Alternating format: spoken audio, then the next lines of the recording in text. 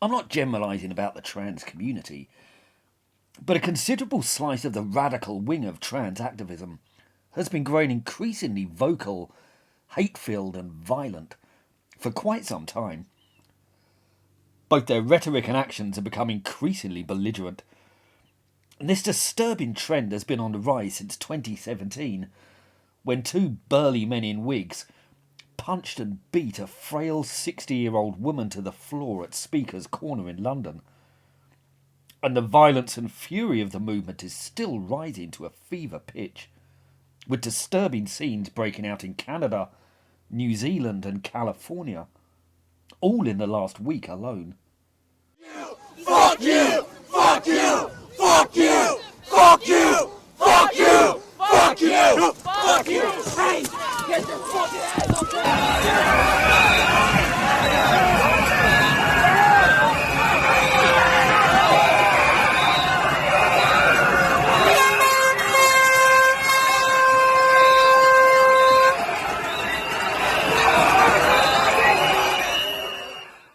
On the surface, it's difficult to understand why this is happening.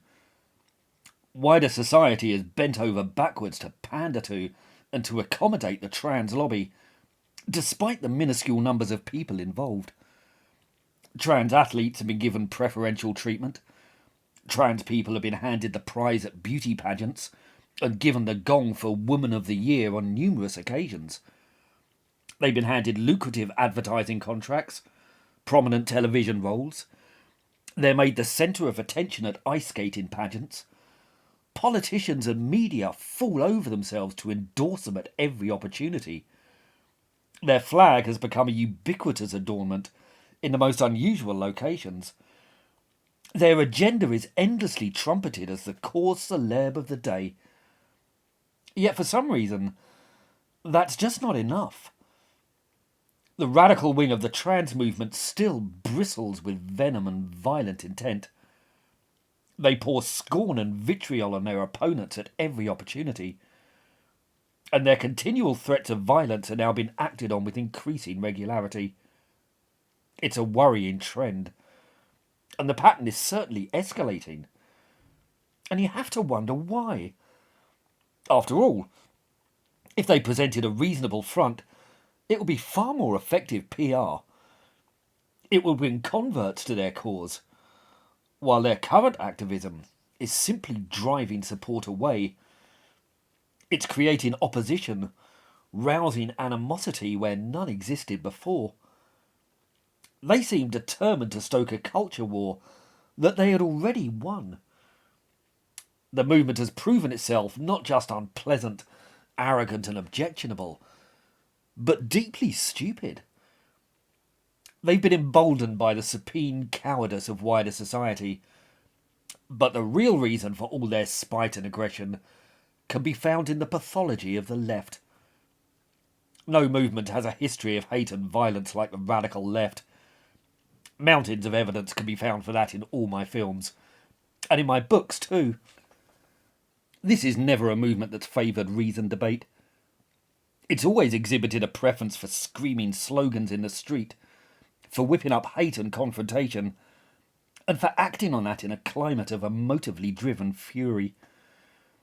The left have driven home the message that even the most cautious and moderate resistance to the most radical aspects of the trans agenda is a sign of transphobia. All opponents can be demonised as TERFs and transphobes. The issue has been whipped into one characterised by hysteria and hate. Any sort of discourse or rational debate is denied oxygen in such a hostile climate.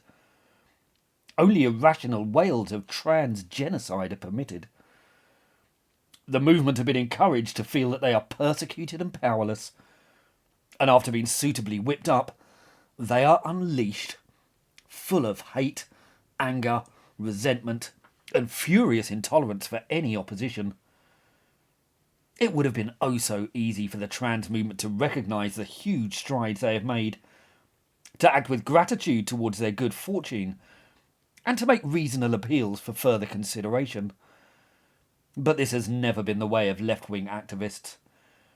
They inhabit a world which understands only hate, violence, and the abject surrender of all opposition.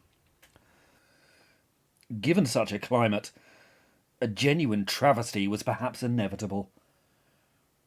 On 27th of March 2023, Audrey Hale, a radical trans activist who identified as Aidan, broke into a Christian elementary school and murdered 6 people. 3 of them were children of just 9 years of age. The reasons for this atrocity remain unclear. Hale left a manifesto behind, but it's not been released. Yet the fact that a manifesto had been produced suggests a political motive, and both the Christian Church and the state authorities in Tennessee have been cited as bitter enemies of the radical trans movement. Perhaps, in Hale's warped mind, she chose her victims as children have become something of a political tool in the tussle between trans radicals and conservatives. It's impossible to say, but what we can say for certain is that when hate and violence are encouraged, are inflamed, as they have been by this lobby for years, then real-world violence will result. As for the wider left, their reaction to Hale's dreadful crime was appalling.